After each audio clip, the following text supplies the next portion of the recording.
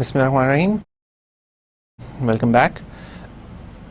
Before we start our next lecture, I would like to give you an overview, summary of the last lecture. In the last lecture, we did present value and discounting. We saw how 100 rupees today is different from 100 rupees a year from now. अगर हमें compare करना हो आज की cash flows को future cash flow से, तो हम उसको कैसे कंपेयर करेंगे.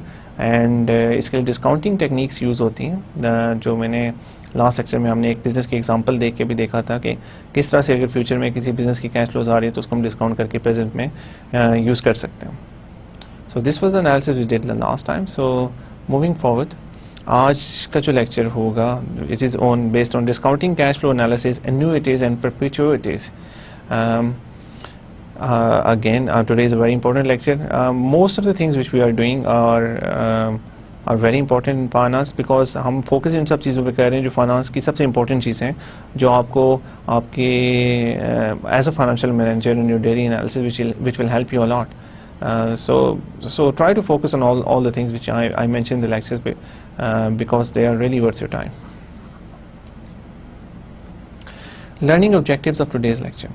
After going through this lecture, you would be able to have an understanding of the following concepts. First, discounting cash flows, DCF analysis, annuities and perpetuities. पहले सबसे हम डिस्काउंटिंग कैश फ्लो एनालिसिस को थोड़ा सा continue करेंगे. उसके बाद हम annuities and perpetuities पे आ जाएंगे. Annuities, what are annuities and what are perpetuities?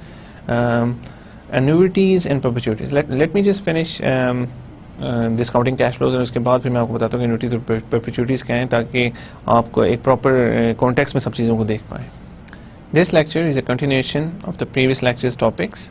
In the previous lecture, we had discussed the calculation of net present value (NPV) and the use of the value of interest rate or the opportunity cost in the process. Bank interest on PLS account represents the minimum opportunity cost of our investment. A good investment opportunity should, however, offer a higher interest rate than a bank interest. देखिए, last lecture में we started on net present values.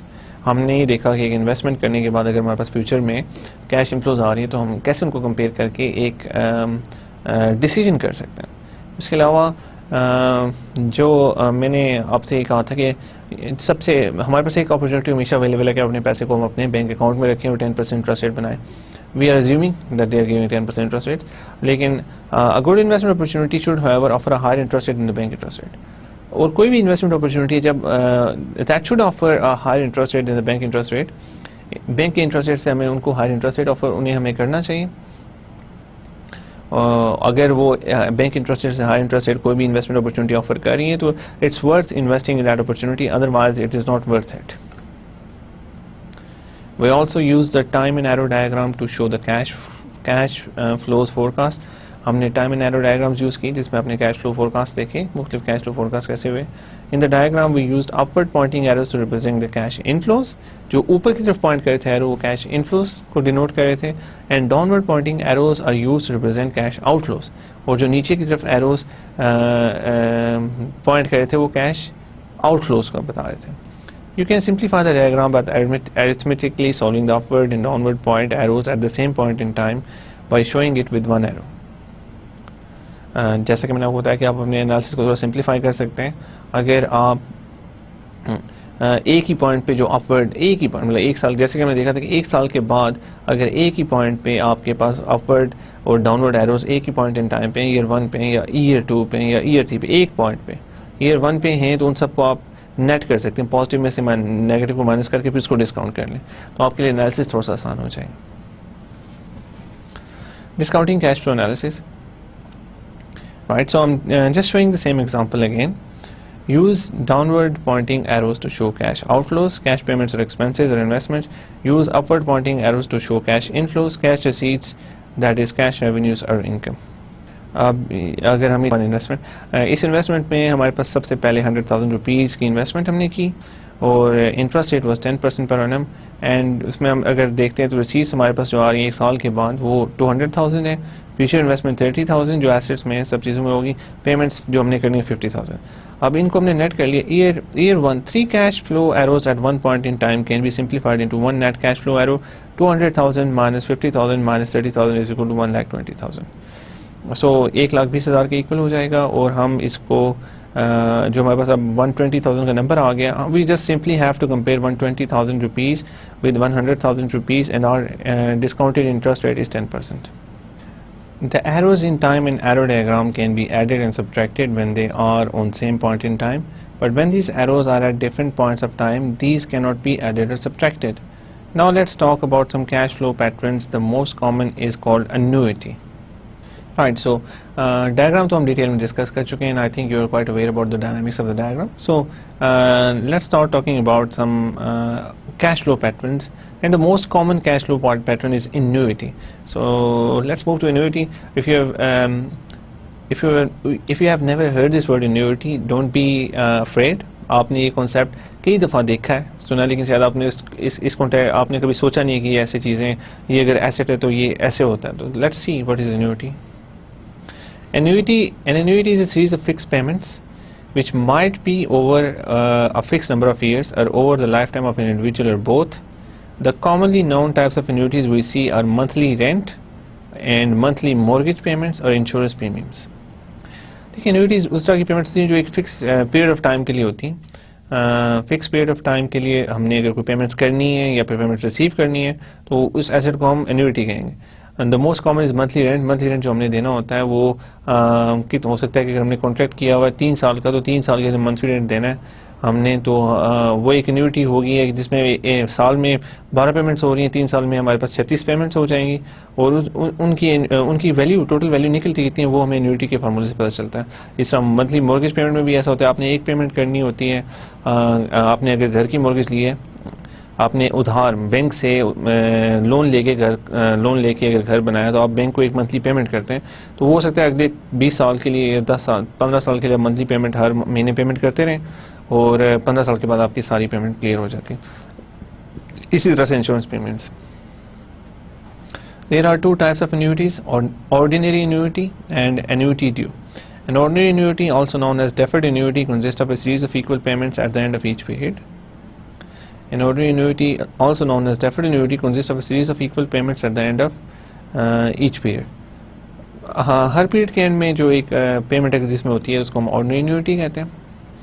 Annuity due consists of series of equal payments at the beginning of each period. So basically ordinary annuity में साल के आखिर में payment होती है या भी पीरियड के आखिर में पेमेंट होती है, और annuity due में जो पेमेंट होती है वो पीरियड की शुरू में होती है. So this is the main difference, nothing to worry about. Right, so अगर हम annuity की ग्राफिकल रिप्रेजेंटेशन देखते हैं तो annuity में देखें कि हमें ये थोड़ी सी डायग्राम में थोड़ी सी प्रॉब्लम आ गई, लेकिन अगर हम ऑर्डिनरी एन्यूटी देख रहे हैं तो देखें इसमें हम जब हम नेट प्रेजेंट वैल्यूज पीछे देख रहे हैं तो इसमें एक फ्यूचर में एक हम इन्वेस्टमेंट करते हैं, फिर आगे जो कैश फ्लोज आते हैं उसको कंपेयर करते हैं. लेकिन एन्यूटी में कोई इन्वेस्टमेंट तो नहीं होती कि अगर आपने बैंक से लोन लिया है तो आपने वो वापस करना है लोन. हमसे भी ये कंपेयर करते हैं कि हमने पेमेंट्स कितनी करनी है और कौन कौन से पॉइंट्स पे करनी है. और ये ईयर 1 देख लें, ईयर 1 पे कैश फ्लो आ रही है, ईयर 2 पे कैश फ्लो आ रही है, 3 पे कैश फ्लो आ रही है, 4 पे, 5 पे. So this is an ordinary cash flow, ordinary annuity. Cash flows over a limited or finite period of time. लेकिन एक चीज़ याद रखें कि annuity में जो पीरियड होता है that is an finite period. मतलब कि आप बहुत लंबी, ऐसे नहीं होता कि जो पेमेंट्स हैं या तो वो हमेशा के लिए होती रहें या फिर हमेशा के लिए रिसीव होती रहें. आपको या हमेशा के लिए करनी हो या हमेशा के लिए रिसीव करनी हो, ऐसा नहीं होता. फाइनाइट पीरियड ऑफ टाइम होता है. फाइनाइट से मुराद है कि 5 साल होगा, 10 साल होगा, 15 साल होगा, लेकिन आपको पता होगा कितने साल हैं, क्या पीरियड्स हैं. Annual compounding at the end of every year. Future value is equal to CCF multiplied by 1 plus I raised to power n minus 1. For example, the payment of, ये अगर मैं एग्जांपल आपको शो कर दूँ तो आपको formula काफ़ी बेहतर क्लियर हो जाएगा. For example, the payment of rupees 10,000 as monthly rent to the landlord is an annuity which gives birth to an annuity stream. Future value of an annuity can be seen as follows. अब 10,000 की payment है जो आपने अपने landlord को monthly rent की करनी है, तो ये एक एन्यूटी स्ट्रीम बन जाती है. तो हम देखते हैं कि उसकी वैल्यू क्या निकलती है. Let's see some formulas for annuities first, and after that we'll start doing the calculations.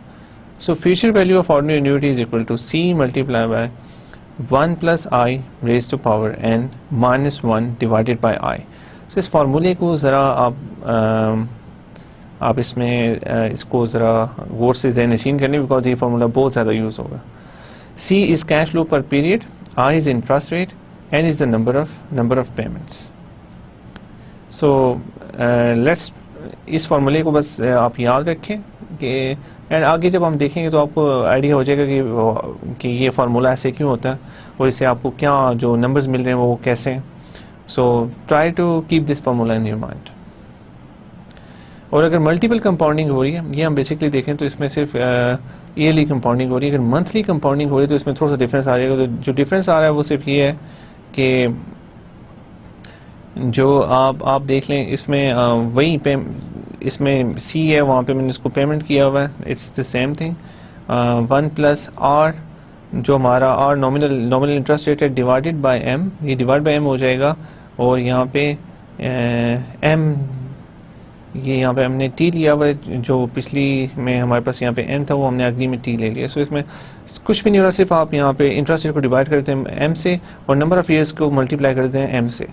-1 वही है। और फिर देखें जो आई यहाँ पे हमारे पास था ये वही वाला आई मैंने सिर्फ और नॉर्म लिया हुआ है डिवाइडेड बाय एम, सिर्फ डिवाइड करें एम से। So just very small differences for compounding हम पीछे पढ़ चुके हैं और जिसका आपको आइडिया होगा। Once we have calculated the future value of the annuity, it is very easy to calculate the present value using the very well known interest rate formula। देखिए जब हमारे पास फ्यूचर वैल्यू annuity की आ जाती है तो future value हमारे पास आ गई तो हम उसको आराम से प्रेजेंट वैल्यू में ला के कैलकुलेट कर लेंगे। एक फ्यूचर वैल्यू हमारे पास फ्यूचर में एक पॉइंट पे वैल्यू पड़ी है तो उसको हमने प्रेजेंट वैल्यू में कैलकुलेट करना। जो भी फ्यूचर वैल्यू आएगी इसको हम डिवाइड करेंगे 1 plus i raise to power n, तो हमारे पास उसी वक्त प्रेजेंट वैल्यू ऑफ एन्युटी आ जाएंगे। n is equal to life of annuity in the number of years, and जितने भी साल लाइफ ऑफ एन्युटी होती है in the number of years वो होती है। मल्टीपल कंपाउंडिंग में भी वही चीज़ कर रहे हैं। अब यहाँ पे देख लें, अगर आई को हमने डिवाइड किया m के साथ और यहाँ n के साथ हमने m को मल्टीप्लाई कर लिया, that's it. I is equal to interest rate more than once per, यहाँ पे जो कंपाउंडिंग है वो मोर देन वंस पर, ये अगर एक साल में एक दफ़ा कंपाउंडिंग हो रही है then it's not a big issue.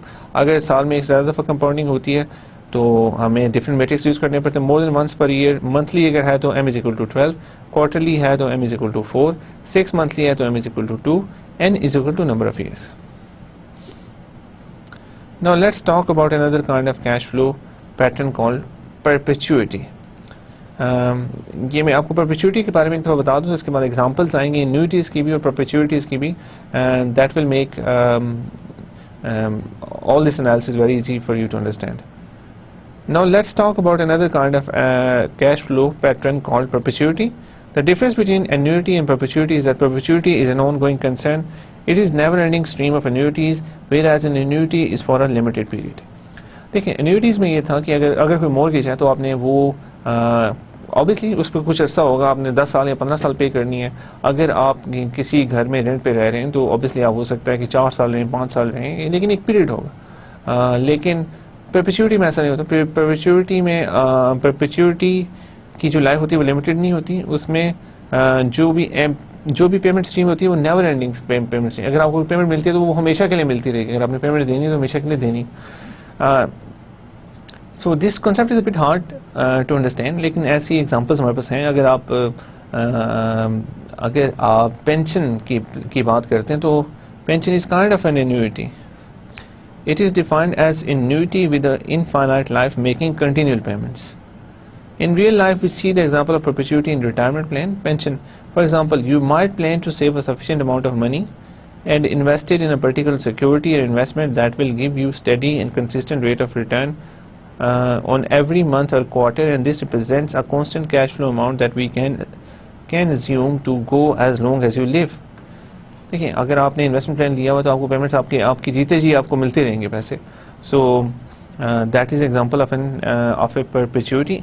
लेकिन जो perfect example of a perpetuity वो ये होती है, it's a stream of never ending payments जो कभी भी एंड नहीं होंगी। लेकिन रिटायरमेंट प्लान को हम एक एग्जांपल लेते हैं, but this is not a perfect example of perpetuity, because जैसे ही कोई बंदा अगर मर जाता है तो उसकी पेंशन हो सकता है उसके अगले किसी उसको मिले, उसकी वाइफ को मिले या बच्चों को मिले, लेकिन उसकी भी एक फाइनाइट लाइफ निकाली जा सकती है कि कहाँ पे वो जाके कुछ, ऑब्वियसली उसकी वाइफ के बाद हो सकता है कि वो एंड हो जाए, ऐसा होता है। इट्स नॉट दैट कि वो हमेशा के लिए चलती रहे, लेकिन परपेचुइटी एक ऐसा कॉन्सेप्ट है कि एक ऐसी स्ट्रीम ऑफ पेमेंट्स जो हमेशा के लिए होती रही। मैंने आपसे पहले भी कहा था कि how can you value something जिसमें जो पेमेंट्स हो रही हैं वो हमेशा के लिए अगर होती हैं, कि आपको अगर एक पेमेंट, आपको अगर 1 लाख रुपया हर 10 लाख रुपया हर साल मिलना हो और वो हमेशा के लिए मिलना हो, so how can you value this, how can you value this? This is bit hard to understand conceptually, लेकिन मैं आपको बता दूँ, it's not hard, it's a bit tricky. कि देखिए, अगर आपको 10 लाख रुपया हर साल मिलना है तो आज हमने उसकी प्रेजेंट वैल्यू निकालनी, हमेशा के लिए मिलना है, तो ऑब्वियसली देखें अगर 10% डिस्काउंट रेट है तो जो आज मिला है वो तो हम पूरा लेंगे, जो 1 साल के बाद मिलना है उसको हम डिस्काउंट करेंगे, वो हो सकता है 9 लाख के, मतलब 9 लाख समथिंग हमें पेमेंट मिले। इस तरह फ्यूचर में देखें 30 साल के बाद या 40 साल के बाद जो हमें पेमेंट्स मिलनी है 10 लाख की एक मंथ में मिलनी है, उनको जब हम डिस्काउंट करेंगे तो उनकी वैल्यू ऑलमोस्ट जीरो के इक्वल निकलेगी, ऑलमोस्ट जीरो। जैसे जैसे एन इंक्रीज होता जाएगा हमारा डिस्काउंटिंग फैक्टर इंक्रीज होता जाएगा, तो इसलिए अगर जितना हम आगे से जाके उन सबको पीछे लेके आने की कोशिश करेंगे उतनी वो वैल्यू लूज होगी। 30 साल के बाद या 35 साल के बाद जो पेमेंट्स आ रही है उनकी वैल्यू इफेक्टिवली जीरो। सो इसका मतलब है कि अगर 30-40 साल के बाद जो पेमेंट्स आ रही है उनकी वैल्यू इफेक्टिवली जीरो, तो हमारे पास एक नंबर आ सकता है कि जो मैं बता सकता हूँ कि ओवरऑल एक ऐसी पेमेंट स्ट्रीम जो इनफाइनाइट अमाउंट में चलती रहे, जिसकी इनफाइनाइट पेमेंट्स हों, जो हमेशा के लिए चलती रहेगी, उसकी वैल्यू क्या निकलती है। तो मैं वैसे अभी फार्मूला भी हम देख लेते हैं इसका क्या है और कैसे ड्राइव करते हैं सब चीज़ें। Since we are not sure how far we are going to live and we make an infinite series of annuities, the formula of future value of perpetuity is simpler than that of annuity. Future value of perpetuity is equal to constant cash flow divided by interest rate. जो भी cash flow है उसको हम divide कर लेंगे interest rate. मैंने example discuss की थी, अगर आपको 10 लाख रुपया हर साल मिलना है हमेशा के लिए, तो उसकी परपेचुइटी वैल्यू कैसे निकलेगी? हम 10 लाख को डिवाइड कर देंगे इंटरेस्ट रेट पे, 10 लाख को डिवाइड कर दें 10% इंटरेस्ट रेट पे, जो वैल्यू आएगी वो that will be the value of the perpetuity. As we assume that it is never ending and ongoing, so time is irrelevant and simply dropped out of the equation. देखिए, एन्युइटीज़ की जब हम बात करते हैं तो उसमें हम टाइम लेते हैं, हम नंबर ऑफ पीरियड्स ले रहे हैं, एन आर है हमारे पास, लेकिन यहाँ पे time is irrelevant because we are saying that we are getting an infinite amount, infinite number of payments, so time is irrelevant. That is, we drop time out of the equation and we just keep cash flow and the interest rate. अब हम perpetuity की graphic representation देखते हैं। Never ending annuity, it is a perpetual or infinite stream of constant cash flows at regular intervals. Present value is equal to CCF divided by I. अब हम यहाँ देखें तो फार्मूला प्रेजेंट वैल्यू का जो formula निकला वो हमारे पास है, जो भी हमारे पास कैश फ्लो आ रही है डिवाइडेड बाय आई, जो इंटरेस्ट रेट पे डिवाइड कर लें। अब देख लें, अब जब हमने एन्युइटी का फार्मूला एन्युइटी का देखा था तो हमारे पास वहाँ पे उसमें एन्युइटी के फार्मूले में हमने देखा था कि जो हमारे पास कैश फ्लोज हैं वो फाइनाइट पीरियड 6 साल 7 साल 8 साल, लेकिन इन दिस केस जो हमारे पास कैश फ्लोज हैं वो इनफाइनाइट इन्फिनिटी की तरफ जा रही हैं, ये चलती रहेंगी हमेशा के लिए। For perpetuity, CCF is growing at constant annual growth rate G. PV is equal to CCF divided by 1 minus G. अब एक ऐसी एन्युइटी जिसमें हमारी जो कैश फ्लोज हैं वो कॉन्स्टेंटली ग्रो भी कर रही हैं। ग्रो कैसे कर रही हैं अगर आप बात करते हैं तो देखें, कैश फ्लो जो हमारी 0.1 पे आ रही है वो कुछ है, मतलब पहले हमें 10 लाख रुपए मिल रहा है, लेकिन वो जो हमें ईयर 2 के ऊपर मिलता है वो हर साल 5% ग्रो हो रहा है। ईयर 2 में 5% ग्रो हो गया, ईयर 3 में फिर 5% ग्रो हो गया, ईयर 4 में फिर 5% ग्रो हो गया। अगर इस तरह का कांस्टेंट ग्रोथ रेट चल रहा है तो फिर हम क्या करेंगे, CCF को डिवाइड करेंगे I माइनस जी के साथ, जो भी ग्रोथ रेट हमारा बनता है। 10% मैंने आपको बताया था इंटरेस्ट रेट है, और मैं 5% अगर ग्रोथ रेट लेता हूँ तो I माइनस जी करेंगे, 10% माइनस 5% इज इक्वल टू 5%। इसमें एक चीज़ याद रखिए कि जो ग्रोथ रेट है वो हमारा इंटरेस्ट रेट से हमेशा कम होगा। ग्रोथ रेट अगर इंटरेस्ट रेट से ज़्यादा हो जाता है तो then we can not calculate, then this analysis becomes problematic and growth rate. So for the sake of simplicity, just remember कि जो ग्रोथ रेट है कैश फ्लोज का वो इंटरेस्ट रेट से हमेशा कम होना चाहिए. अगर वो इंटरेस्ट रेट से ज़्यादा then there are some other considerations you have to take, and it's a bit complex for you, and I will not go in that discussion. Examples. Let's do a simple numerical example which will help us what an annuity actually is like. Example. Assume that we need to make a basic financial decision whether to purchase a particular asset or to get it on lease installments. A car has a market value today of 150. अच्छा चलें, let's start with the examples. Let's do a numerical example to help us. Right. So सबसे पहले annuity की example देखते हैं. Annuity की example पहले देखते हैं, उसके बाद हम perpetuity की examples भी देखेंगे. Assume that we need to make a basic financial decision whether to purchase a particular asset or get it on lease installments. देखिए जब हम एक चीज़ हमारे पास अभी कुछ पैसे पड़े हैं, हमारे पास दो ऑप्शन हैं. हम एक चीज़ खरीद सकते हैं या फिर उसकी लीज पे ले सकते हैं. तो हमें क्या करना चाहिए ये भी हम देखते हैं. एक छोटी सी एग्जांपल देखें जिससे आपको चीज़ें काफ़ी क्लियर हो जाएंगी. A car has a market value today of 1,50,000. If you get the car on lease financing, then you are required to pay a fixed regular rental at fixed interest rate to the leasing company. You are allowed to use the car, but the ownership of the car stays in the name of the leasing company until you complete all your rental payments. देखिए हमारे पास दो options हैं. या तो हम car अभी आज bye कर सकते हैं 1.5 लाख की 1,50,000, या फिर हम लीजिंग कंपनी से वो लीज़ पे ले सकते हैं. अगर हम लीज़ पे लेंगे तो जब तक हम लीज़ पे नहीं करते तब तक जो कार की ओनरशिप है वो लीज़ कंपनी के नाम पे रही. अच्छा, सो देयर आर मेनी. देखिए अब फाइनेंशियल कंसिडरेशंस काफ़ी ज़्यादा होती हैं. अगर हम कोई एसेट खुद से ले लेते हैं तो अगर हम एसेट्स को खुद से ले लेते हैं तो वो हमारी ओनरशिप में आ जाता है और हम उसको लीज़ क्यों करें. लीज़ करने के काफ़ी सारे फ़वाइद भी हैं. एक तो हमें ऑब्वियसली हमें सारे पैसे भी देखिए अगर 1,50,000 रुपया हमारे पास है तो या तो हम वो 1,50,000 रुपये की गाड़ी, या तो मैंने नंबर थोड़ा छोटा यूज़ किया लेकिन ऑब्वियसली गाड़ी काफ़ी महंगी है. अगर हम बात करते हैं 15 लाख की अगर हम गाड़ी अभी ले सकते हैं, या फिर हम एक और काम कर सकते हैं उसको लीज़ करवा लेते हैं. तो 15 लाख अगर हम अभी सारे गाड़ी में डाल देंगे तो वो पैसा हम किसी और प्रोजेक्ट में इन्वेस्ट नहीं कर सकते. हम कंपनी के लिए अगर कार लीज़ ले लेते हैं तो उसमें हमें ये फ़ायदा है कि हमें हर महीने एक पेमेंट देनी पड़ेगी जो 15 लाख तो ऑब्वियसली नहीं होगी. सो वो जो डिफरेंस बनता है 15 लाख और लीज़ की पेमेंट, लीज़ की मंथली पेमेंट, मतलब ऑब्वियसली देखें लीज़ की पेमेंट होगी वो 3 या 4 या 5 साल के लिए होगी, तो आहिस्ता आहिस्ता पेमेंट हो रही. आपने अचानक इतने बड़ी कैश फ्लो अपनी निकाल के कोई एसेट बाय नहीं करना.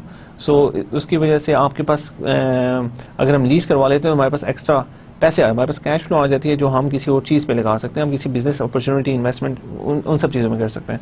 इसके अलावा भी काफ़ी कंसिडरेशंस होती हैं. जो लीज़ पेमेंट्स होती हैं दे आर टैक्स डिडक्टेबल, और वो चीज़ें भी देखनी पड़ती हैं हमें कि अगर हम इसको ऑपरेटिंग लीज देख रहे हैं या फाइनेंस लीज यूज़ कर रहे हैं. सो चलें, I won't go in those details right now. अगर बाद में जब हम लीज बाकी इन सब चीज़ों पर आएंगे तो आई डिस्कस इन डिटेल. लेकिन हम कंपेयर ये करना चाहते हैं कि हम 1.5 लाख रुपये का अभी गाड़ी खरीद लें, अभी एक एसेट या गाड़ी खरीद लें, या फिर हम उसको लीज़ करवा लें. सो हमारे लिए बेहतर कौन सा डिसीजन होगा अभी देखते हैं एन्युटीज़ के कॉन्सेप्ट को यूज़ करके. The question is whether you should lease the car और buy it. The leasing company quotes rupees 120,000 every year for 2 years in the form of car lease rental at a nominal interest rate of APR interest rate of 20% per annum. Leasing company आपको 1,20,000 रुपया per year देगी 2 साल के लिए. Interest rate उसके ऊपर होगा वो होगा 20%. Then what is the total future value you would have paid after 2 years? You would be paying approximately 2,40,000 if you do not take into account the time value of money. Right. So 1,50,000 रुपया या तो आप अभी पे करें या फिर आप एक लोन ले लें, और लोन लेने के बाद आपने 1,20,000 लोन लीजिंग कंपनी को, अगर हम लोन लेते हैं तो हमारे पास टोटल वैल्यू जो हमें पे बैक करनी, जो अगर हम लीज करवा लेते हैं जो टोटल हमें वापस करने पड़ेंगे पैसे, वो हमारे 2,40,000 रुपये बनते हैं। तो अगर देखा जाए तो ऑब्वियसली 1,50,000 से 2,40,000 ज़्यादा है, लेकिन हमने एसेट लीज करवाया तो हम देखते हैं कि लीज भी जो हमें पेमेंट्स करनी पड़ेंगी वो हमारे लिए ज़्यादा बेहतर तरीका है, या फिर अगर हम अभी 1,50,000 रुपये पेमेंट्स करते हैं तो वो हमारे लिए बेहतर तरीका है। So let's see. Now we calculate the present value of investment by using the time value of money. First, we need to calculate the future value by using annuity formula. So future value is equal to CCF into 1 plus I raised to power n minus 1 divided by I. So what we see is 1,20,000 जो उन्होंने हमें coat किया था। अब देखें आई की जगह मैंने इंटरेस्ट रेट यूज़ किया जो उन्होंने बताया था 20% है। 1 प्लस 0.2 रेज टू पावर 2, इसलिए कि 2 पीरियड है, एक पेमेंट पहले साल, एक पेमेंट फिर साल दूसरे साल, एंड माइनस वन करेंगे वो जो फार्मूले के मुताबिक आता है, डिवाइडेड बाय 0.2। सो ईयरली कंपाउंडिंग के बाद जो हमारे पास वैल्यू आ जाती है वो 2,64,000 रुपीज़। सो दो ऑप्शन है। First option, pay 1,50,000 right now. Second option, don't pay anything now. After 1 year, you have to pay 1,20,000. After दूसरे साल के एंड में आपको 1,20,000 की एक और पेमेंट करनी पड़ेगी। वो जो ये जो सारी फाइनेंसिंग है ये 20% रेट उन्होंने कोट की है। तो हम अगर देखते हैं तो हमारे पास वैल्यू आती है it's rupees 2,64,000 rupees yearly compounded, जो एन्युटी के फार्मूले से आई। अब is it a good decision और not, let's see. If we deposit the amount annually in a bank at the rate of 20%, we would be able to get 2,64,000 at the end of second year. Now we will calculate what the present value of this future value is going to be, and for this we will use the old interest rate formula. अब simply हमने इसकी present value find करनी है। Present value is equal to future value into 1 plus I raised to power n. अब 264,000 divided by 1 plus 0.02 raised to power 2 is equal to 1,83,333. So अब देखें, अब हमारे पास फाइनेंशियल कंपैरिजन जो आ रहा है वो ये आ रहा है कि अगर अभी हमें पेमेंट करते हैं तो हमें 1,50,000 रुपया देना है, अगर हमने पेमेंट लीज के थ्रू करनी है तो उसकी जो प्रेजेंट वैल्यू आ रही है वो 1,83,333 आ रही है। सो दिस इज़ मोर, तो इसका मतलब है कि we are not getting the lease on very good rates, हमें उसमें फ़ायदा नहीं है। या तो हमें बेटर रेट्स मिलने चाहिए लीज के, बेटर टर्म्स मिलनी चाहिए लीज की, अदरवाइज अगर हम एसेट को भी खरीद लेते हैं तो हम ज़्यादा we are better off. The resulting amount is about 33,000 more than what we would have originally paid if we had bought the car rather than leased it. The above calculation, however, was not based on realistic assumptions because car lease rentals are generally paid monthly. Yes, ये आप भी सोचे होंगे कि lease payments काफ़ी दफ़ा monthly होती हैं, ईयरली नहीं होती, rather than annual payments. In fact, you pay ₹10,000 per month for 2 years. और अगर हम लीज पेमेंट की बात करते हैं तो हमें 10,000 पर मंथ पे करना पड़ेगा 2 साल के लिए। We use periodic interest rate I divided by M. Now what is the future value after 2 years? Right, so मैंने पहले केस में ईयरली कंपाउंडिंग मतलब ईयरली हमने वो यूज़ किया तो इसलिए हमें उसको फर्दर कंपाउंड नहीं करना पड़ा। लेकिन अगर हम मंथली रेट लेते हैं तो फिर हमें उसको मंथली कंपाउंड करना पड़ेगा।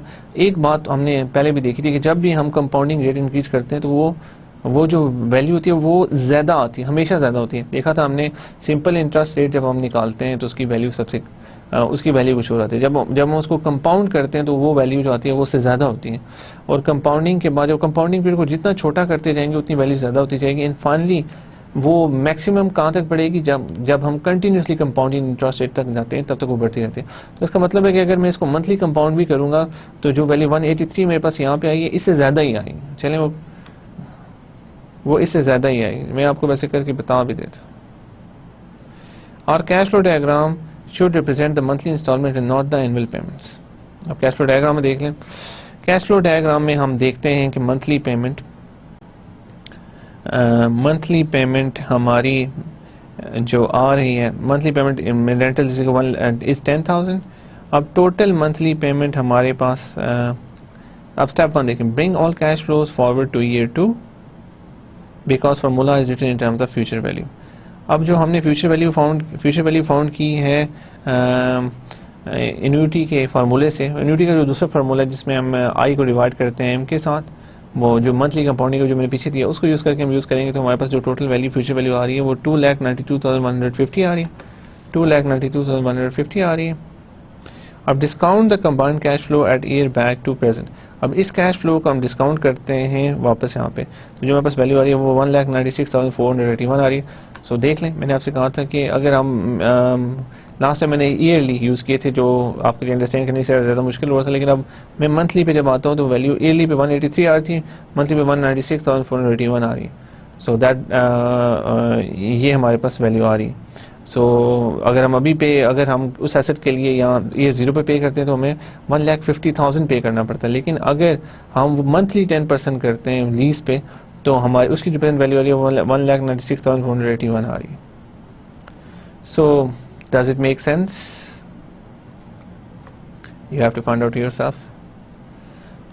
Sorry, it doesn't make sense because 1,50,000 हमारे लिए बेहतर है अगर हम अभी पे कर लें, बजाय इसके कि 1,96,481 रुपये इन प्रेजेंट टर्म्स हमें पे करने पड़े अगर हम 10,000 मंथली पे कर रहे हैं। अगेन इसमें हमने ये देखना है कि इंटरेस्ट रेट्स क्या हैं, इंटरेस्ट रेट क्या, अगर इंटरेस्ट रेट यहाँ पे 15% हो, अभी एग्जैक्टली तो नहीं पता जा सकता, लेकिन अगर 12% या 13% इंटरेस्ट रेट हो तो हो सकता है कि रिजल्ट हमारे लिए फिजिबल बन जाए। It all depends on the interest rates. It can be argued that paying rentals of 10,000 monthly, we are actually paying rupees 120,000 in a year, so there is hardly any difference. But by not realizing the difference, one is violating the time value of money because cash flow occurring at different points of time cannot be subtracted or added. It is cardinal principle of time value of money. Right, देखिए अगर ये भी कहा इस example में दोबारा में discuss करेंगे, ये कहा जा सकता है कि अगर हम 10,000 मंथली पे कर रहे हैं तो it is equal to paying 1,20,000 per year, लेकिन इट इज़ नॉट, बिकॉज अगर हम 10,000 मंथली पे करें तो हमें मंथली कंपाउंड करना पड़ेगा। मंथली जो कंपाउंडिंग होती है, मैंने आपको पहले भी कहा था कि देखिए मंथली कंपाउंडिंग जब हम करेंगे तो नंबर्स हमारे काफ़ी डिफरेंट आएंगे, जो हमने इस केस में भी करके देखा है। और इसलिए these two are not directly comparable thing, क्योंकि एक मंथली कंपाउंड हो रहा है और दूसरा हमारे पास ईयरली कंपाउंड हो रहा है। So there is lot of difference in that. Yearly compound जो होगा वो हमेशा वैल्यू कम आएगी, जो मंथली कंपाउंड होगा हमेशा वैल्यू ज़्यादा आएगी because of compound interest. If we have to calculate the future value of annuity on monthly basis, we would use the following formula. देखिए अब ये वाला फार्मूला मंथली बेसिस के लिए यूज़ होगा, पीछे भी मैंने डायग्राम में एक दिया हुआ, आप दोबारा से देख लें। CCF multiply by 1 plus i divided by by, m i हम डिवाइड कर रहे हैं एम के ऊपर, रेज टू पावर, यहाँ पे कैप नहीं है, raise to power n number of years multiply by number of months. अब इस पूरी इक्वेशन में से -1 करेंगे, divided by i divided by m. आप इसके अंदर जब नंबर्स डालेंगे तो आपके पास वो वैल्यू आ जाएगी। अब if you are looking for this number you can get this from this value. अब यहाँ पे हमने इस एग्जांपल की बात करते हैं तो यहाँ पे हम 10,000 रखेंगे, आई प्लस हम 20, हमने कितना कोट किया था हमें 20% divided by m is equal to 12,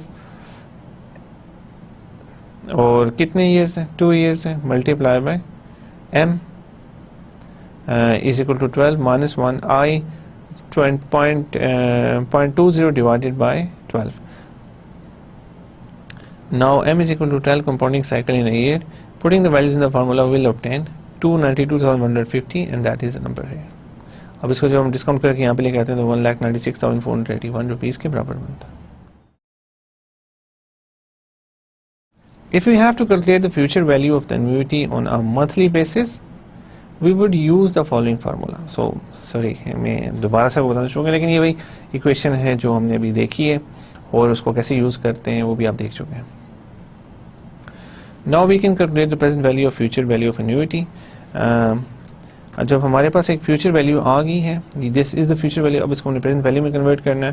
present value में कन्वर्ट करने के लिए 1 plus i raise to power n, लेकिन यहाँ पे हमने इसको मंथली कंपाउंड किया था इसलिए मंथली देखेंगे 1 plus 0.2 divided by i divided by m हो गया, divide by 12 raise to power 2 साल है, multiply by 12, it is equal to 1,96,481. The present value of annuity can also be called intrinsic value of annuity. The aforementioned technique allows us to compare the amount of money we are paying to leasing company with the market value of car. It helps you to decide whether you should buy the car on market price or to get it leased. The cost of leasing is 20% per annum, tells us that you have to pay 20% interest and you have to pay more money in leasing as compared to the decision if you buy it. Right, so एन्यूटीज़ के concept से हमें काफ़ी help मिलती है. इस चीज़ में हम देख सकते हैं कि हमें अगर हम डिफरेंट एक ही एसेट हम डिफरेंट तरीके से फाइनेंस कर सकते हैं तो कौन सा तरीका बेस्ट तरीका है. अब जैसा कि हमने देखा कि हमारे पास हम अपने बिज़नेस के लिए कोई कार्स खरीदना चाहते हैं, ऑब्वियसली यू नीड कार्स के अलावा भी बहुत सारी चीज़ें हो सकती हैं. आप अपना बिज़नेस में इंफ्रास्ट्रक्चर में काफ़ी चीज़ें ऐसी आती हैं, काफ़ी आप अपनी मशीनरी भी या तो आप लीज़ कर सकते हैं या आप बाय कर सकते हैं. उसके अलावा भी बहुत सारी चीज़ें. जब ये डिसीजन आपके सामने आता है तो वो जो कैश फ्लोज होती हैं उनका बड़ा डिफरेंट स्ट्रक्चर होता है. देखिए, या तो आप अभी बाय कर लें तो उसके लिए तो जैसे इस एग्जांपल में देखा 1,50,000 अभी आप दे दें, लेकिन या आप उसको अगर आप लीज़ करते हैं तो ऑब्वियसली आपको मंथली पेमेंट्स देनी पड़ी. तो अब मंथली पेमेंट्स एक साइड पे आ जाती हैं, एक साइड पे आपने अभी पैसे पे करने. मंथली पेमेंट्स अब हर 10 साल के लिए भी हो सकती हैं, तो पहले साल में या मंथली, उसके अलावा या मंथली पेमेंट हो रही हैं, तो आप उसको फिर कंपेयर कैसे करें. लेकिन ये एन्यूटीज़ का फ्रेमवर्क आपको बताता है कि आप इन दोनों चीज़ों को बड़ी आसानी से कंपेयर कर सकते हैं. और कंपैरिजन का सारा तरीका उन्होंने काफ़ी क्लियरली बता दिया. आपने सिर्फ अगर कोई भी एसेट एन्यूटी की तरह आपको पेमेंट्स उसमें या पेमेंट स्ट्रीम आउटफ्लोज हैं इनफ्लोज हैं जो भी हैं, आप उनको आराम से एन्यूटी के फार्मूले में डाल दें. मंथली हैं तो आप उसको कंपाउंडिंग वाले फार्मूले में डालें, अगर ईयरली हैं तो फिर वो ज़्यादा सिंपल फार्मूला उसमें डालें, तो आपको एक फ्यूचर वैल्यू ऑफ एन्यूटी मिल जाएगी. फ्यूचर वैल्यू ऑफ एन्यूटी को आपने फिर डिस्काउंट करके प्रेजेंट वैल्यू में ले आना है. अगर देखें इस केस में हमारे पास 2 साल, मतलब कि जो हमारी मंथली पेमेंट है वो 2 साल के लिए होनी है. अगर वो 10 साल के लिए होनी है तो याद रखें कि फिर आपने उसको 10 साल बाद से उस एन्यूटी की पेमेंट को एक पहले साल में ला के कंपेयर करना है. तो वो लाने के लिए आप उसको डिस्काउंट करेंगे 10 साल के लिए.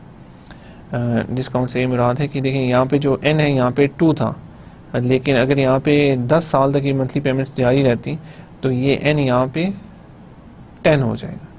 और अगर कंपाउंडिंग के साथ तो मल्टीप्लाई बाय 12 यहाँ पे डिवाइड बाय 12 हो जाएगा, ये मेरे पास आ जाए. So that is why annuities can help you make very important financial decisions for yourself and for your company. It is helpful for you in your daily life. अगर आपके पास ऐसी कोई डिसीजन मेकिंग आती है तो उसमें भी आपको ये बहुत हेल्पफुल साबित हो सकता है. So the last topic of today's perpetuity, and let's start discussing perpetuity. Perpetuity जैसा कि मैंने आपसे पहले भी डिस्कस किया, कोई भी ऐसा एसेट जो आपको हमेशा के लिए पेमेंट्स करता रहेगा उसको हम perpetuity कहेंगे. परपेचुइटी की जो एक एग्जांपल हम ले रहे हैं वो that is your pension plan. आपकी रिटायरमेंट के बाद आपको हर महीने एक पेमेंट मिलती है जो आप अपने इस्तेमाल के लिए यूज़ करते हैं, और वो आपको हमेशा के लिए मिलती है. आपकी लाइफ जब तक आपकी लाइफ है, आपके बाद हो सकता है आपकी वाइफ या आपके किसी और उसको मिले. इसमें एक चीज़ ये है कि जो परपेचुइटी की परफेक्ट एग्जांपल है, इसमें एक ऐसा एसेट है जो हमेशा के लिए पेमेंट करता रहेगा रिगार्डलेस ऑफ समबडी डाइंग और समथिंग लाइक दैट. एक ऐसा एसेट जो हमेशा के लिए आपको पेमेंट करता रहे. तो क्या आप किसी ऐसे एसेट के बारे में सोच सकते हैं? कोई भी ऐसा एसेट होगा जो आपको हमेशा पेमेंट्स करता रहेगा. देखें, रिटायरमेंट प्लान भी ख़त्म हो जाते हैं जब इंसानों की मौत के साथ, लेकिन कोई एक ऐसा एसेट है आपकी नज़र में जो हमेशा के लिए जिसकी पेमेंट चलती रहे.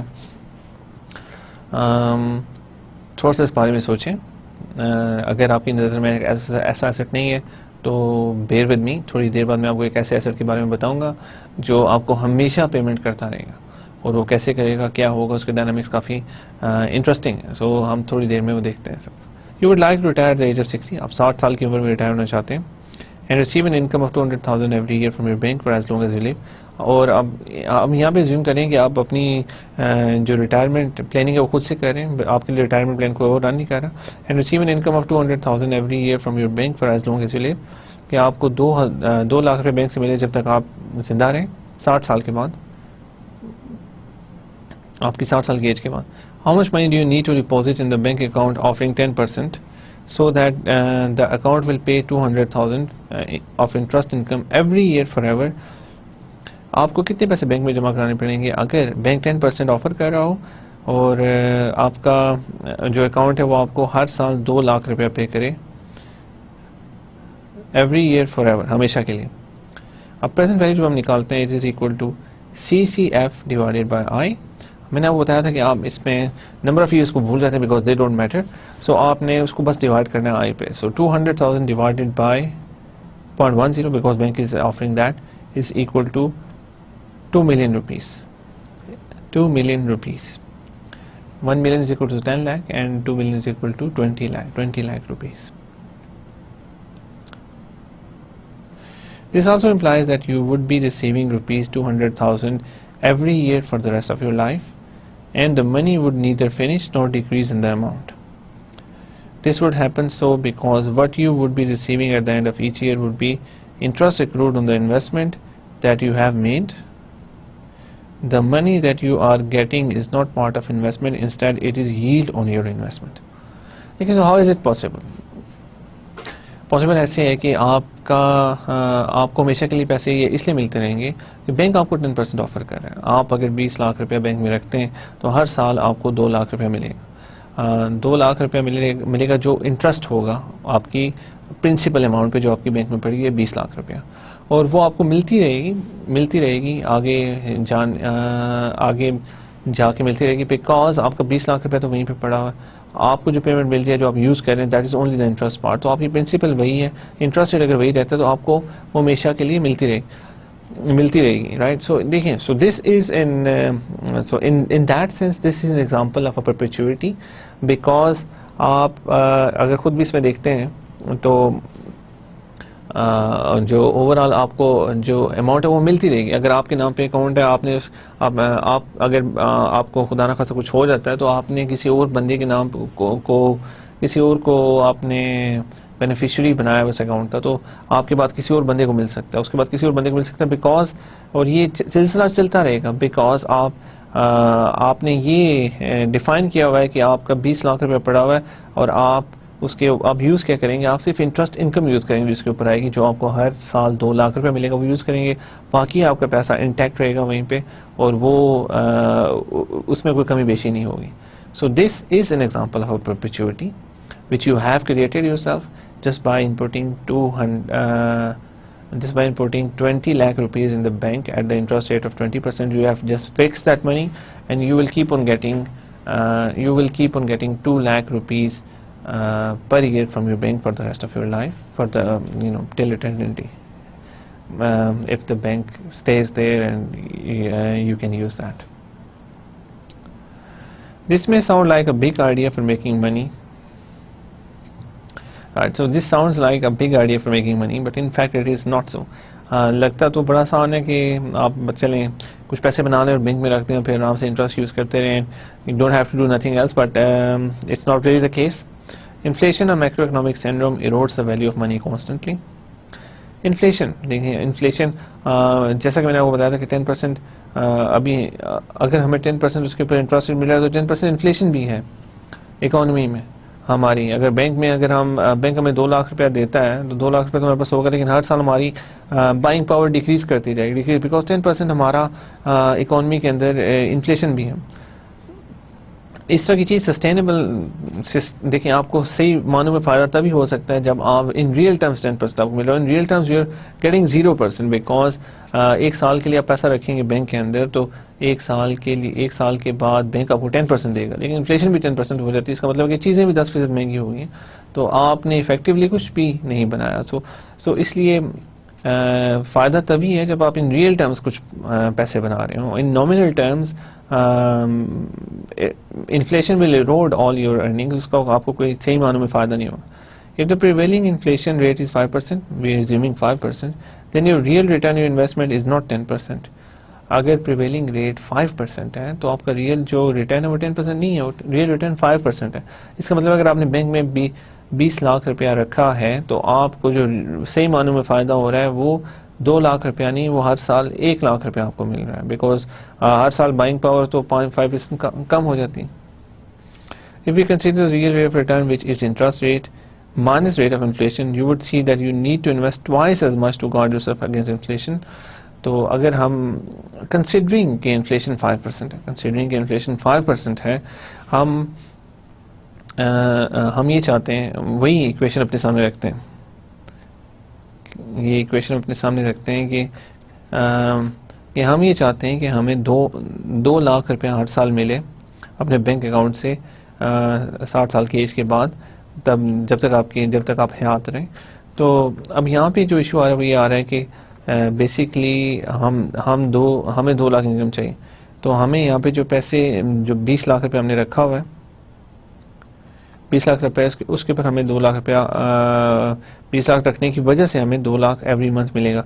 ये 2 लाख अगर हमें चाहिए तो हमें ये यहाँ पे 200,000 sorry it's getting bit confusing. अगर हमें हर साल 2 लाख रुपया चाहिए तो हमें बैंक अकाउंट, हम उसको डिवाइड करेंगे इंटरेस्ट रेट से 10%, तो हमें बैंक अकाउंट में 20 लाख रुपीज़ रखने पड़ेंगे. लेकिन अगर हम देखें तो इन्फ्लेशन इज़ 5%, 5% तो इन्फ्लेशन है. अब 5% इन्फ्लेशन है और तब भी हम चाहते हैं कि हमें 2 लाख रुपया हर महीने मिले, तो हमें ये डबल करनी पड़ेगी amount. If you consider the real return, you would see that you need to invest twice as much to guard yourself against inflation. अगर हम इन्फ्लेशन से बचना चाहते हैं तो हमें फिर ज़्यादा पैसे रखने पड़ेंगे. Instead of 20 lakh rupees, we need to put 40 lakh rupees to get 400,000 rupees every month, every year, sorry, so that जिसकी बेसिस पे हमारा बाकी सारा एनालिसिस हो सके. So the basic idea is, all got a bit confusing, but the basic idea is कि inflation is a big issue. जब हम ऐसी कोई भी इन्वेस्टमेंट करते हैं तो हमें ये देखना पड़ता है कि इन्फ्लेशन का क्या इफेक्ट होगा उस सब चीज़ों के ऊपर, बिकॉज इन्फ्लेशन वैल्यू इरोड कर देती है. आपके पास जितने भी पैसे आएंगे, अगर देखें बैंक हमें 10% इंटरेस्ट रेट दे रहा है और 10% में इन्फ्लेशन भी है इकोनॉमी में, देन कोई ख़ास फ़ायदा नहीं है हमें ऐसी इन्वेस्टमेंट करने का. We need to invest in those investments which are offering us returns which are more than inflation level, which are pertaining in our economies. Alright, so moving forward, another example for perpetuity is console bonds. Console bonds were issued by British government in 18th century to pay off the smaller bonds that were issued to fund the wars against France. Console bonds वो bonds हैं जो British government ने issue किए थे 18वीं सदी में to pay off smaller bonds that were issued to fund the wars against France.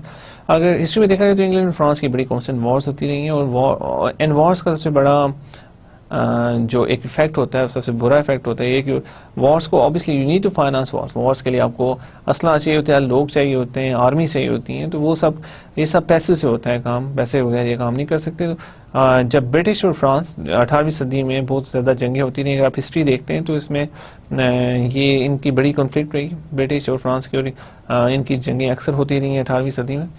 तो जब हम उसमें देखते हैं तो हमें पता चलता है कि फ्रांस और ब्रिटिश की जो जंगें उसकी वजह से जंगों को फाइनेंस करते थे गवर्नमेंट अपने बॉन्ड्स इशू करके.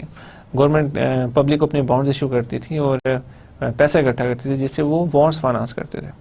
18वीं सदी में ब्रिटिश गवर्नमेंट ने जितने भी बहुत सारे बॉन्ड्स इशू किए थे, स्मॉलर बॉन्ड्स, उन सबको इकट्ठा करके उन्होंने एक कौंसल बॉन्ड्स बनाए, कौंसल बॉन्ड्स इशू किए जिसमें उन्होंने सारे बॉन्ड्स को इकट्ठा कर दिया. बाकी since the purpose of the bonds was to consolidate the past debts, it was named console, right. देखिए वो बहुत सारे छोटे छोटे बॉन्ड्स हैं, सबको इकट्ठा करके एक ही बड़ा एक बॉन्ड बनाया और वो फिर इशू कर दिया. तो वो सारे, तो मकसद क्या था उस बॉन्ड को इशू करने का, तो कंसोलिडेट द डेट, कि जो इतने ज़्यादा डेट है वो सबको इकट्ठा करके कंसोलिडेट किया जाए ताकि उसको पे ऑफ करें. तो इसलिए दैट्स वाई ये कौंसल बॉन्ड कंसोलिडेशन से निकला, consolidation consol. These bonds were just like other bonds issued by the government, with the difference that it had no maturity. अच्छा, तो इनको अट्रैक्टिव बनाने के लिए गवर्नमेंट ने ये किया, एज अ परपेचुइटी इसको रखा. ये बाकी बॉन्ड्स की तरह थे जो गवर्नमेंट इशू करती है, लेकिन इन पे मेच्योरिटी नहीं थी, कोई मेच्योरिटी डेट नहीं थी. It implies that the holder of the bonds was to receive regular interest payments for an endless period. So इसमें भी ये था कि जो भी बॉन्ड का होल्डर होगा उसको रेगुलर इंटरेस्ट पेमेंट मिलेगी, regular interest payment for an interest payment मिलेगी for an endless period, right. So अब अगर इसमें हम इस कंसोल बॉन्ड की वैल्यू निकालना चाहते हैं तो हम कैसे निकाल सकते हैं? हम देखेंगे what is interest payment divided by interest rate, simple as that. What is a coupon payment divided by interest rate, उससे हमें इस बॉन्ड की वैल्यू पता चल जाएगी. Now, if we have to invest in such a bond, we need to know the price or the present value of the bond. अगर हमने ऐसे इन्वेस्ट में बॉन्ड में इन्वेस्ट करना है तो हमें पता होना चाहिए what is the price. We need to know the price or the present value of the bond, dividing the interest payment that a console bond holder would receive by interest rate. We can find the present value of the console bond. Suppose that the interest rate is 10% and the promised interest payment to be received are 100,000 every year. The price of the bond can be calculated as under. Present value is equal to CCF divided by, दो हमने देखा था कि जो interest payment मिलनी है वो 1000 pound every year है, तो हम 1000 को डिवाइड करेंगे इंटरेस्ट रेट से. Interest rate is 10% and the value, present value of the console bond is 10,000 pounds, right. So that was an example of consoles. This is और ये consoles देखा जाए तो ये consoles अभी तक पे हो रहे हैं ब्रिटिश गवर्नमेंट के. आप अगर consoles के बारे में और जानना चाहते हैं तो you can go on the internet and find out and search consoles issued by British government, और फिर आपको काफ़ी डिटेल इस बारे में मिल जाएंगी. Right. With this example, the discussion on discounting cash flows, annuities and perpetuities is concluded. We would study the capital budgeting techniques in the next lecture. So उसके साथ ही हमारी आज perpetuities और annuities की डिस्कशन ख़त्म हो जाती है, और हम नेक्स्ट लेक्चर में हम कैपिटल बजटिंग टेक्निक्स देखेंगे. कैपिटल बजटिंग टेक्निक्स में अब हम काफ़ी फाइनेंस की बेसिक काफ़ी चीज़ें देख चुके हैं, और अब आहिस्ता आहिस्ता थोड़ी सी एडवांस टेक्निक्स में आ जाएंगे.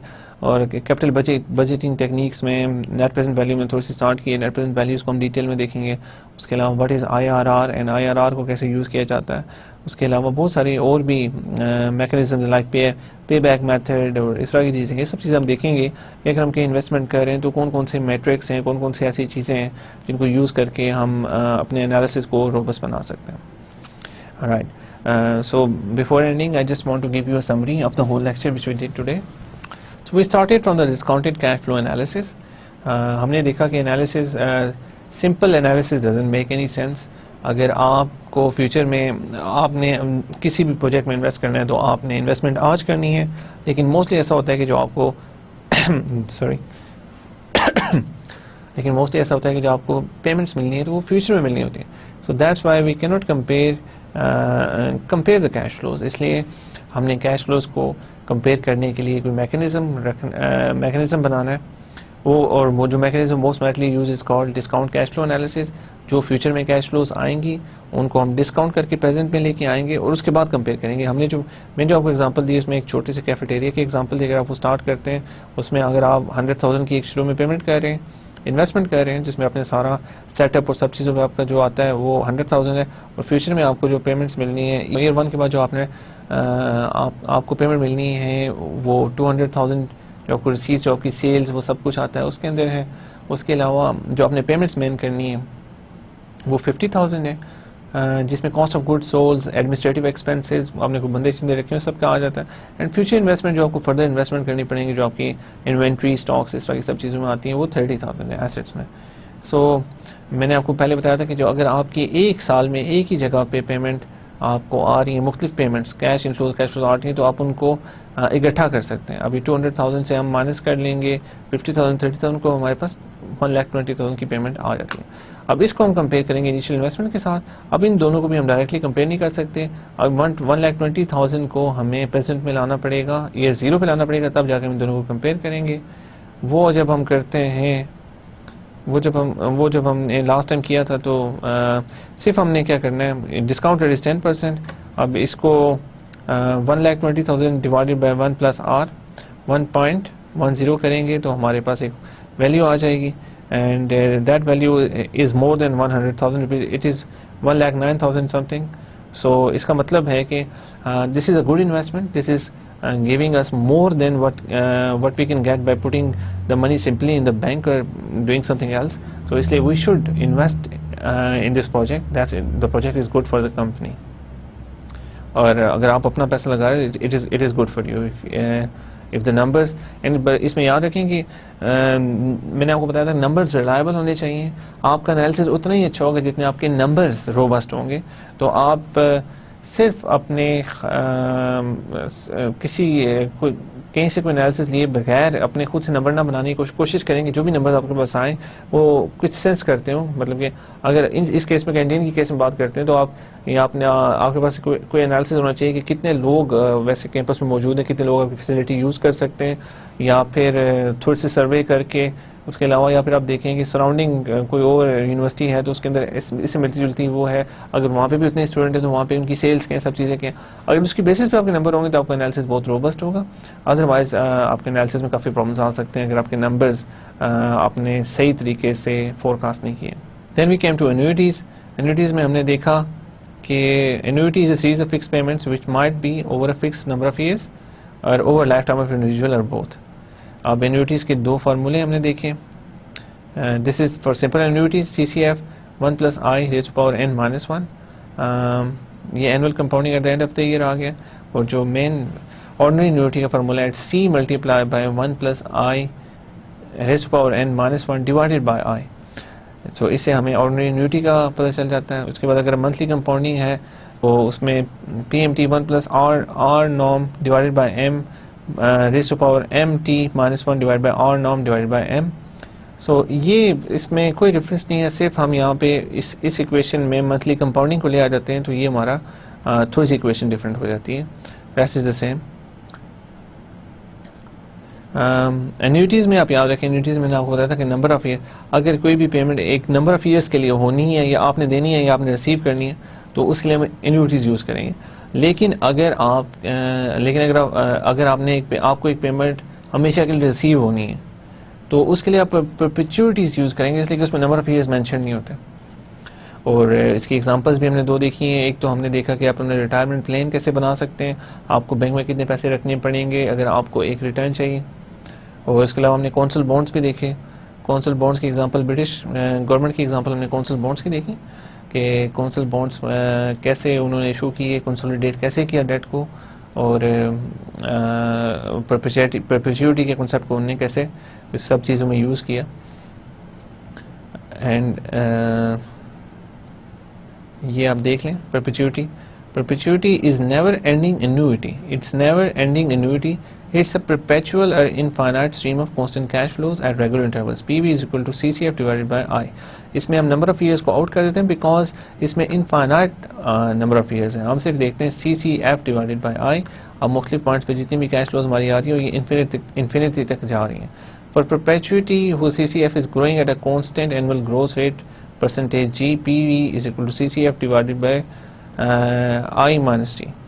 अब इसमें मैंने आपको बताया था कि अगर आपकी परपेचुइटी है जो वो हर साल ग्रो कर रही है, मतलब कि अगर आपको पहले साल जो पेमेंट मिलनी है वो 1 लाख रुपए, दूसरे साल 1,10,000 रुपया, तीसरे साल अब उसमें उसको 10% इंक्रीज़ करें, 10% इंक्रीज हर साल आपकी ग्रो हो रही है. तो आप फिर जो ग्रोथ रेट होगा वो निकाल के 1 - G कर देंगे, इंटरेस्ट रेट से माइनस कर देंगे. लेकिन रिमेंबर कि जो आपका ग्रोथ रेट है वो हमेशा आपके इंटरेस्ट रेट से कम होना चाहिए. अगर ग्रोथ रेट इंटरेस्ट रेट से ज़्यादा हाई हो जाए तो then it become a complex equation, you can not do the analysis. So remember the growth rate has to be less than the interest rate for the perpetuity analysis to happen properly.